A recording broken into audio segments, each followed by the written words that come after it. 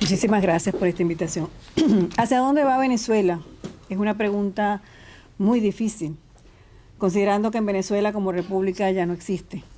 Tras más de 20 años en el poder, los resultados del castrochavismo en Venezuela nos hacen pensar que perdimos la guerra no convencional en contra de nuestro sistema político, económico y social.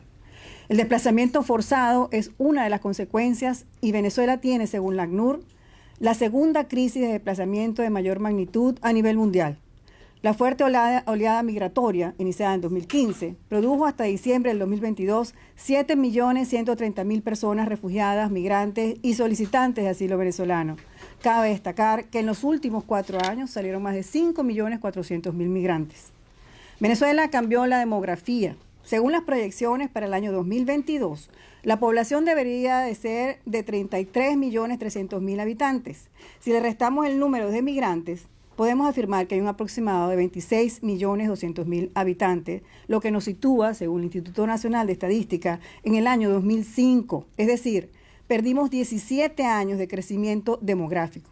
Según el proyecto ENCOVI, la reducción de la población obedece principalmente a la inmigración masiva, pero también a una caída de la natalidad y a un aumento de la mortalidad.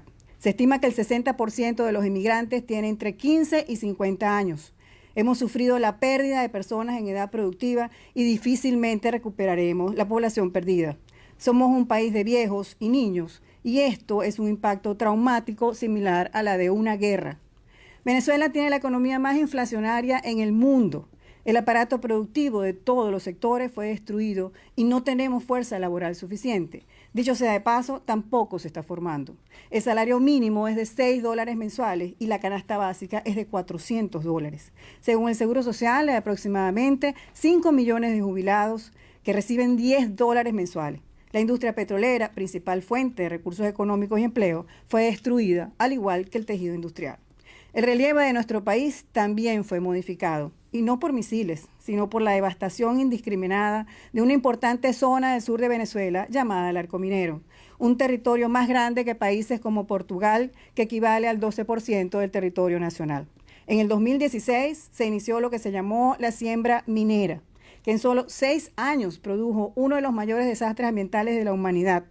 Grupos ambientalistas afirman que restaurar los ecosistemas amazónicos tardará unos 200 años. Un estudio donde participó la NASA dice que se perdieron 1.9 millones de hectáreas de bosques entre el 2001 y el 2018. Según un informe, se estima que en el Arco Minero yacen más de 7.000 toneladas de oro, cobre y diamante. Pero, ¿cuáles han sido los efectos de su población? Hay más de 5.000 indígenas han sido desplazados y en su informe de septiembre del 2022, la Misión Independiente de Determinación de los Hechos de las Naciones Unidas revela que grupos criminales actúan en complicidad con las autoridades del Estado.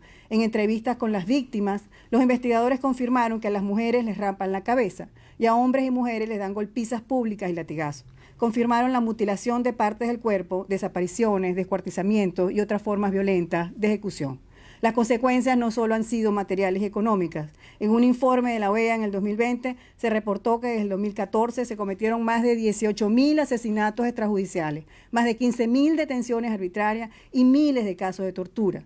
El 3 de noviembre del 2021, el fiscal de la Corte Penal Internacional abrió una investigación por crímenes de lesa humanidad en Venezuela. Según el Foro Penal, hoy en enero del 2023 hay 274 presos políticos, de los cuales 151 son militares, es decir, el 55%, los cuales han sido presentados torturados en los tribunales sin que hasta ahora se haya abierto una investigación.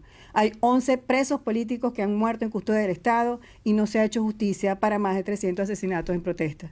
La Venezuela que construimos en democracia se perdió. Los desplazados seguirán en aumento, al igual que la represión y el miedo por un largo tiempo. La dirigencia política que nos llevó a perder el país debe asumir responsabilidades y reconocer su fracaso, dar paso a los nuevos liderazgos. Y no lo digo yo, lo dicen las encuestas. En un sondeo se le preguntó a los ciudadanos, ¿quiénes piensan ellos que puede generar un cambio político? El 41% respondió que los mismos ciudadanos y solo el 7% respondió que la Mesa de la Unidad. El 90% afirma no pertenecer a ningún partido político. El 48% quiere un cambio de la dirigencia política de la oposición fuera del G4. Y el 70% no cree ni confía en los líderes de la oposición venezolana. señores dirigentes políticos de la oposición y la comunidad internacional. Ningún mecanismo de negociación es válido si la sociedad civil, incluyendo las víctimas, no son representadas. Necesitamos reconstruir un país en base a un compromiso real de justicia y reparación para todas las víctimas de crímenes de lesa humanidad en Venezuela. Muchísimas gracias.